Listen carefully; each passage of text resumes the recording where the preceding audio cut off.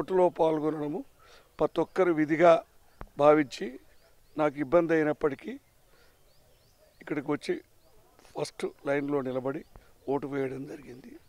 ఇది అందరూ ఆదర్శంగా తీసుకోవాలని కోరుకుంటున్నాను. మీరు చూస్తే ఎక్కువ సీనియర్సే కనబడుతున్నారు, యూత్ ఎక్కువ కూడా మీకు ఇప్పుడు చూస్తే కూడా కనబడట్లేదు. అలాంటి వాళ్ళకి మీరు ఇచ్చే సలహా? యూత్ కూడా ఈ సీనియర్స్ అందరినీ కూడా చూసి మనం అందరం కూడా ఓటింగ్లో పాల్గొని ప్రజాస్వామ్యాన్ని బలపరచాలని